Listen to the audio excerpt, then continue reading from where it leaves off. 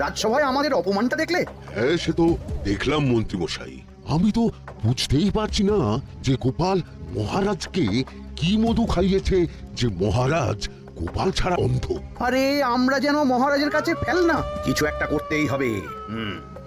আমার মাথাটা গরম হয়ে যাচ্ছে। গোপালের মতন রাজসভার ময়লাকে যতক্ষণ না ফেলা যাচ্ছে ততক্ষণ আমার মাথা জ্বলন্ত কয়লা হয়েই জ্বলবে। পণ্ডিত মশাইয়ের মাথায় একটা বুদ্ধি আছে মন্ত্রী মশাই।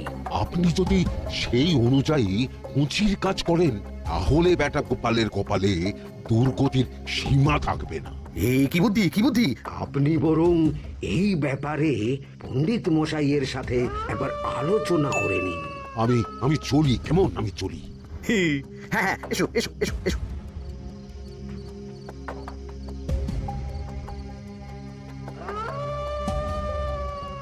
আরে ওই তো আমার বাঁ হাত ঘটা আসছে, বেটাকে দিয়ে একটা কাজ করাতে হবে। এ কি মন্ত্রী মশাই, আপনি এখানে দাঁড়িয়ে কি করছেন?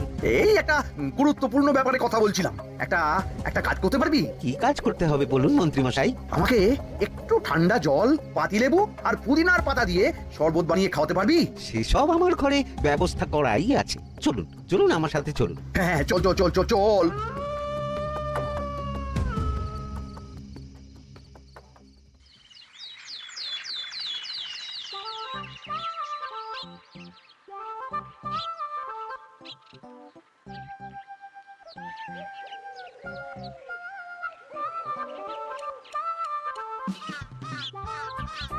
কি ব্যাপার পণ্ডিত, এত গুম মেরে আছো কেন? সকাল সকাল গিন্নি খুব বকেছেন মনে হচ্ছে। গিন্নির বাক্য সুধায় কান ভরে গেছে, আর কিছুই কানে ঢুকছে না। আরে দাঁড়াও দাঁড়াও পণ্ডিত, দাঁড়াও জ্যোতিষী। পণ্ডিত তো আমার কথা শুনতেই পেল না মনে হচ্ছে। তুমি তো দূর থেকে বলেছো, আমি তো বলেছি পাশ থেকে, তাতেও শুনতে পাইনি। কানের পোকা হলো নাকি? কি গো পণ্ডিত, ব্যাপার কি? কেমন বুঝছো? এ তো ভয়ানক কর্ণকোষ্ঠবদ্ধতার লক্ষণ। তুমি কচু বুঝেছো? আমার হয়েছে কর্ণগোপাল, তোমাদেরও হতো, কিন্তু তোমাদের দোকান কাটা বলে হয়নি। তুমি আমাদের অপমান করছো। তোমাদের অপমান বোধ থাকলে কোনো শব্দই কানে ঢুকতো না, শুধু একটাই শব্দ কানে বাজতো, গোপাল গোপাল গোপাল। এবারে রাজসভায় কিভাবে হেনস্থা হতে হলো মনে নেই? মহারাজ, একটা ভিক্ষা আছে। ভিক্ষার জন্য কৃষ্ণনগরের রাস্তাই সবচেয়ে উপযুক্ত জায়গা গোপাল, তুমি বরং সেখানেই যাও। মন্ত্রী, মন্ত্রী মশাই ঠিকই বলেছেন মহারাজ। যে যার নিজের জায়গা থেকে কথা বলে। কুকুর বলে ভৌ ভৌ, বেড়াল বলে মিউ মিউ, কাক বলে কা কা। মন্ত্রীর ভিক্ষার জায়গা কৃষ্ণনগরের রাস্তা, আর গোপালের ভিক্ষার জায়গা মহারাজ কৃষ্ণচন্দ্রের দুয়ার। বলো কি ভিক্ষা? বাড়িতে পুজো আছে মহারাজ, খরচা অনেক, কিছু ঋণ আবশ্যক। যদি 100 মোহর। ঋণ তোমাকে আমি দিতে পারবো না গোপাল। পুজো উপলক্ষে তোমাকে আমি 100 মোহর দিলাম। মহারাজ, আমিও ঠিক এই কথাটাই বলতে যাচ্ছিলাম। আমরাও তাহলে বাড়িতে পুজো করব। পুজোর জন্য আমাদের অনেক খরচ, তাই যদি... অবশ্যই অবশ্যই, কত ঋণের প্রয়োজন খাজানজির কাছ থেকে নিয়ে নিও, সুদটা আমি মাফ করে দিলাম। মহারাজ, গোপালকে দান আর আমাদের ঋণ? হ্যাঁ, কারণ তোমরা নিজেরা খাবে, কিন্তু গোপাল অন্যদের খাওয়াবে। গোপালের মতো মানুষের সঙ্গে থাকাই হলো রাজধর্ম। কিন্তু তাছাড়াও তোমরা হলে 80 যাই বেতন পাই দলের লোক। গত 1 বছরে তোমার কোন মন্ত্রণা দেশের কাজে এসেছে? পণ্ডিত কোনো নতুন তত্ত্ব শুনিয়েছে? জ্যোতিষী কোনো অমোঘ ভবিষ্যৎবাণী করেছে?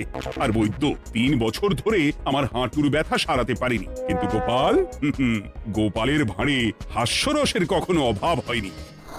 মনে আছে? আছে। কিন্তু করার তো কিছু নেই। আছে। কিছু ভেবেছো নাকি পণ্ডিত? তোমাদের মনে আছে মহারাজ মোহর দেওয়ার পর গোপাল সেদিন বলেছিল, কি গোপাল, খুশি তো?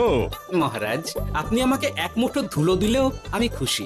সেই ধুলো মুঠোই আমি সোনা মুঠো করে ফেলবো। মনে নেই আবার? একটু ঝেড়ে কাশো তো দেখি পণ্ডিত, কি ভেবেছো? যা হবে দেখতেই পাবে।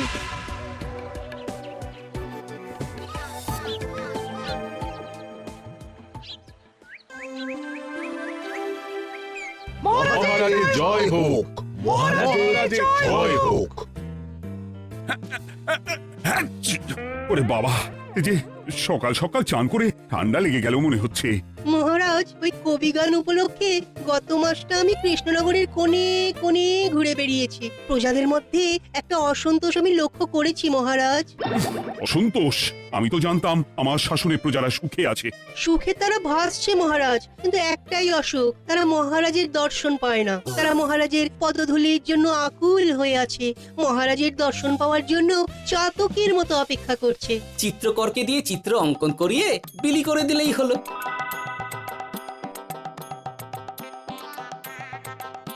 খুব ধুলো হয়েছে মহারাজ, কিন্তু এত ধুলো। কালকের ঝড়ে ঢুকেছে ঝাড়ুদার।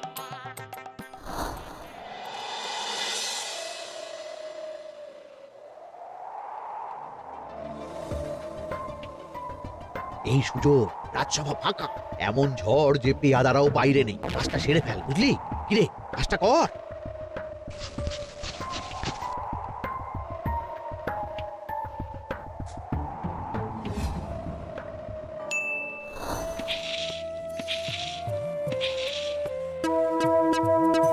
এত ধুলো! উফ, মহারাজ, কাল ঝড়টা বড় সাংঘাতিক হয়েছিল। তা বটে। আচ্ছা গোপাল, তুমি বলেছিলে মহারাজ তোমাকে এক মুঠো ধুলো দিলেও সেটা সোনা হয়ে যাবে। এখনো সেই কথাই বলছি। মন থেকে বলেছিলে না মহারাজকে তেল দেবার জন্য? তেল দেওয়ার দায়িত্বটা তো আপনি নিজের কাঁধেই নিয়ে ফেলেছেন। আমি যা বলি সত্যি বলি। আর যদি এই 4 ঝুড়ি ধুলো মহারাজ তোমাকে উপহার দেন, তখনও একই কথা বলবে? নিশ্চয়ই। মহারাজ, গোপালকে এই 4 ঝুড়ি ধুলো দেওয়ার হুকুম হোক। কি গোপাল, আমি তোমাকে যদি এই ধুলোর ঝুড়িগুলো দিই, তা থেকে সোনা আসবে নাকি? আসবে মহারাজ, মোহরের বস্তা আসবে। যদি না আসে, আপনি বলুন। তোমাকে কৃষ্ণনগর ছেড়ে চলে যেতে হবে। রাজি? আর যদি আমি পারি, তাহলে আপনাকে এই মন্ত্রীর চাকরি ছেড়ে দিতে হবে। কি রাজি? কি মন্ত্রী রাজি? রাজি। গোপাল রাজি মহারাজ। আচ্ছা, আর কেউ মন্ত্রীর পক্ষে বাজি ধরেছেন নাকি? হ্যাঁ, আমি আমি আমি আমি। ও গোপাল এবার যে মরণ কুয়োতে ঝাঁপিয়েছে, সেখান থেকে আর উঠে আসতে পারবে না। ধুলো থেকে মোহরের বস্তা আসবে, এ হচ্ছে ওই গোপালের উন্মাদ রোগের শুরু। দিমাক দিমাক, মহারাজের পিঠ চাপড়ানি পেয়ে পেয়ে গোপাল ভেবেছে যে ও সব কিছু করতে পারে। এবার শুধু সেই দিনটার অপেক্ষা, যেদিন গোপালকে উল্টো গাধায় চড়িয়ে কৃষ্ণনগর থেকে বার করে দেব। এতটা নিশ্চিন্ত হবেন না মন্ত্রীমশাই। গোপাল গোপাল কিন্তু হালকা কথা ছুঁড়ে দেওয়ার লোক নয়। কি বলতে চাইছো পণ্ডিত? ওই 4 ঝুড়ি ধুলো থেকে মোহরের বস্তা আসবে? না, তা বলছি না, অন্য জায়গা থেকেও তো মোহরের বস্তা আসতে পারে। তার সঙ্গে ধুলো মিলিয়ে দিলেই কেল্লা ফতে। গোপালের নিশ্চয়ই কোনো পরিকল্পনা আছে। গোপালের সব পরিকল্পনার গোড়া মেরে রেখে দিয়েছি পণ্ডিত। ঘটা আছে গোপালের পেছনে, আর ঘটা আছে গোপালের বাড়ির পাহারা। লুকিয়ে কিচ্ছু করতে পারবে না। আরে ওই তো বটা আসছে। বেল্লিক, উল্লুক, তোকে আমি জল বিছুটি দেবো। গোপালকে ছেড়ে চলে এসেছিস কেন? ছেড়ে আসবো কেন মন্ত্রী মশাই? গোপালকে ওর বাড়ির সামনে ছেড়ে এসেছি। ওখানে তো ঘটা আছে। ও বড্ড ঘুরিয়েছে বেটা। কোথায় কোথায় গিয়েছিল গোপাল? 4 ঝুড়ি ধুলো নিয়ে বেটা বাড়ির উল্টো দিকে হাঁটা দিল। চললাম পিছু পিছু। যাচ্ছিল কোন দিকে? নদীর দিকে। কিন্তু গোপাল দাঁড়ালো যদুর বাড়ির সামনে। এই যদু হলো সেই লোক যে লোকজনের বাড়িঘর কেনা বেচা করে আর লোক ঠকায়। আগে রাজধানীতে থাকতো। বেটা রাজধানী থেকে এই কৃষ্ণনগরে পালিয়ে এসেছে, এখানেও লোক ঠকাচ্ছে। কিন্তু বেটা এত চালাক যে কিছুতেই ধরা যাচ্ছে না। এইরকম লোককে ধরাচ্ছে হাতে রাখা ভালো নয় কি মন্ত্রীমশাই? সে তো জানি, কিন্তু ওর ওপর মহারাজের কড়া নজর আছে। এখন ওর সঙ্গে সম্পর্ক রাখা খুব ঝুঁকি। যাই হোক, তারপর? হ্যাঁ, তারপর যদু, যদু রে। গোপাল খুড়ো, আরে তুমি এখানে কি করছো? দেখতেই তো পাচ্ছিস ধুলো। তবে যে সে ধুলো নয়, মহারাজ কৃষ্ণচন্দ্রের পদধূলি। শুনিসনি বোধ হয়, এখন কৃষ্ণনগরে সবচেয়ে বেশি চাহিদা মহারাজের পদরেণু। আচ্ছা, মহারাজের পদরেণু নিয়ে যাচ্ছ কোথায়? এই ছোট ছোট পুলিন্দায় ভরে কৃষ্ণনগরের প্রত্যন্ত জায়গায়, যেখানে প্রজারা মহারাজের সাক্ষাৎ পায় না, সেখানে বিক্রি করব। তোমার কি মাথা খারাপ? এর ধুলো বিক্রি হবে? ওরে, গতবারে মাত্র 1 ঝুড়ি ধুলো 1000 মোহরে বিক্রি করেছিলাম, এবারে 4 ঝুড়ি। শোনো, তুমি আবার ঘুরে ঘুরে বিক্রি করবে কেন? তোমাকে আমি বরং 10 মোহর দিয়ে দিচ্ছি। তুমি আমাকে এগুলো দিয়ে দাও, আর বিক্রি করে যা হবে তোমাকে এই 40 ভাগ দিয়ে দেবো। ওই 10 মোহরে বদমাস যদুকে ধুলো বেচে গোপাল বাড়ির দিকে চললো। বাড়ির সামনে অব্দি পেছনে পেছনে গিয়ে তারপরে এই আপনাদের কাছে আসছি। বলিস কি রে, ধুলো বেচে 10 মোহর? ও মন্ত্রী মশাই, গোপাল তো একেবারে নাড়ি ধরে টান মেরেছে। গেল রাজসভায় এমন সুখের চাকরিটি গেল, এবার আবার রাস্তার ধারে গিয়েই বসতে হবে। এবার নবাবের দরবারে জায়গা আছে কিনা খোঁজ করি গিয়ে। ধ্যাত্তেরি, 10 মোহর আর 1 বস্তা মোহরের মাঝখানে অনেক রাস্তা, সেই রাস্তায় আমি লোক বসিয়ে রাখবো। আরে আরে ওই তো তোমার ঘটা আসছে। এই তুই গোপালের ঘরের পাহারা ছেড়ে এলি কেন? গোপাল নেই নেই নেই নেই নেই নেই।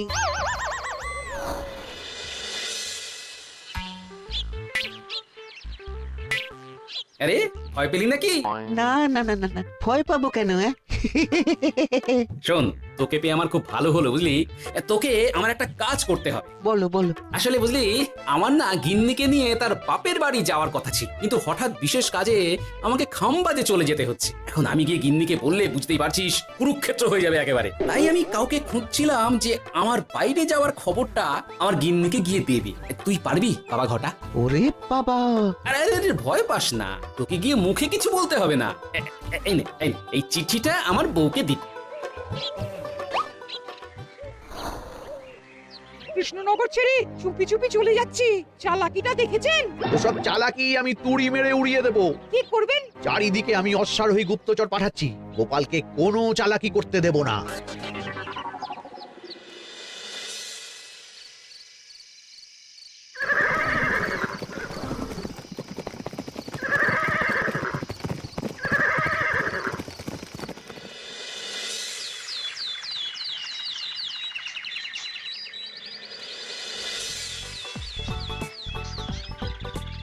অং বং পিং পং। হ্যাঁ, ওরে বাপ রে, এ আবার কি বলে? মানে বুঝিতে পারিলে না? অং বং পিং পং অর্থাৎ আইসো আমার নিকট বিদেশি জাদু শরবত আছে। ইহাতে তৃষ্ণা নিবারিত হয়, শক্তি বৃদ্ধি হয়, ঘুম ভালো হয়, সম্পর্কের উন্নতি হয়, জামা কাপড় ফর্সা হয়, তু শব্দ না করে সকাল সকাল কষ্ট পরিষ্কার হয়। মূল্য মাত্র 1 মোহর। বোঝো, ওইটুকু অং বঙ্গের মধ্যে এত কিছু? ঠিক আছে, তা দাও দেখি। আপাতত টেস্টটা তো মিটু, বাকিগুলো পরে বোঝা যাবে। আহ, বড় ভালো খেতে তো। ঠং ঠং অর্থাৎ শক্তি বৃদ্ধি হলো। হ্যাঁ, মনে হচ্ছে গায়ে যেন 2 গুণ বল পাচ্ছি। কি হয়েছে ভাই? এ কে? এ ভিন দেশ থেকে জাদু শরবত নিয়ে এসেছে গো। জাদু শরবত? ভিনদেশ? একেবারে বহু ভুজা শরবত। খেলে তেষ্টা যাবে, গায়ে জোর হবে, ঘুম হবে, সম্পর্ক ভালো হবে, জামা কাপড় ফর্সা হবে, সকালে হ্রাস করে পেটও পরিষ্কার হবে। সে কি? দাও গো ভাই, আমাকেও দাও। গুড় জল, সঙ্গে একটু ভাজা মশলা, আমচুর আর বিট নুন, শুদ্ধ দেশি জিনিস। জানলে কেউ ছুঁয়েও দেখতো না, কিন্তু একটু বিদেশি গন্ধ দিতেই একেবারে হট্ট মেলা। আরে তোমরাও এসেছো দেখছি। সং সং শঙ্কা, লং লং লঙ্কা। মানে অর্থাৎ এই শরবত খেলে আর শঙ্কা নাই, বুদ্ধি লঙ্কার মতন ঝাল হয়ে যাবে। তারপর ডং ডং ডঙ্কা, টং টং টঙ্কা, ফাইন ফাইন, অর্থাৎ টাকা আসবে আমার কাছে।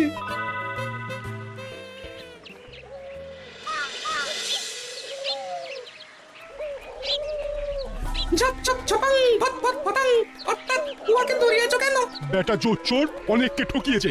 অনেক দিন থেকে তককে তকে ছিলাম। এবার এই ধুলো নিয়ে মহারাজের পায়ের ধুলো বলে বিক্রি করছিল। একটা বেনামি চিঠিতে খবর পেয়ে বেটাকে ধরেছি। ব্যাং ব্যাং বিগ ব্যাং, অর্থাৎ বেনামি চিঠিটা আমি দিয়েছিলাম বাবু। বাবা যদু, তুমি সেই রাজধানী থেকে কৃষ্ণনগর অবধি মানুষকে অনেক খোল খাইয়েছো। তুমি এতদিন ঘুঘু দেখে এসেছিলে বাবা, এবার গোপাল নামক ফাঁদটা দেখলে। কতবার বলবো, এইসব ধুলো আমি গোপালের কাছ থেকে কিনেছি। যা বলার ওই বিচারের সময় মহারাজকে বলবি। চল চল চল চল চল।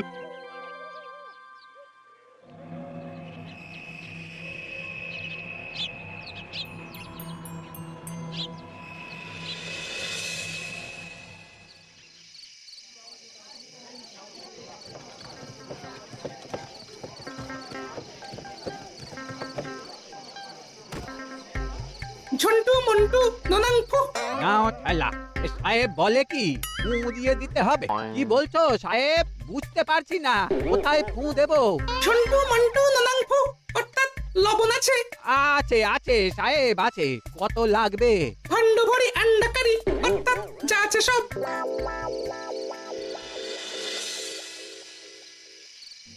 ব্যাস, মোটামুটি আশেপাশে সব দোকানের নুন এখন আমার জিম্মায়। এবার আসল মজা শুরু হবে।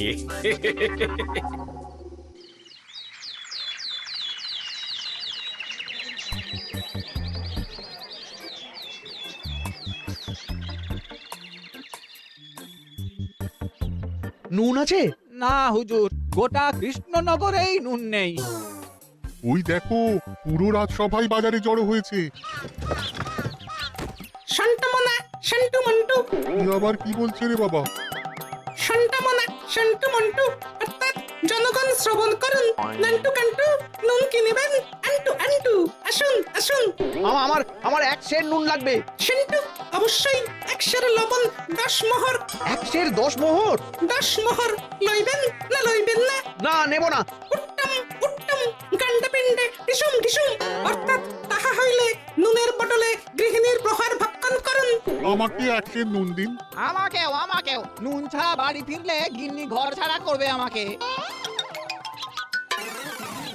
শুনলাম কৃষ্ণনগর থেকে নুন উধাও। আছে মহারাজ আছে, কৃষ্ণনগরের সব লবণ আমার নিকটে আছে, 110 মোহর। এত দাম? দাম তো হবেই মহারাজ, লবণ ছাড়া রান্না কেমন হবে ভাবিয়া দেখুন। ঠিকই বলেছ, রাজপাকশালেও তো রান্না বসেনি। 100 সেরের মতন রাজপ্রাসাদে পাঠিয়ে দাও। 1000 মোহর দিয়ে দাও।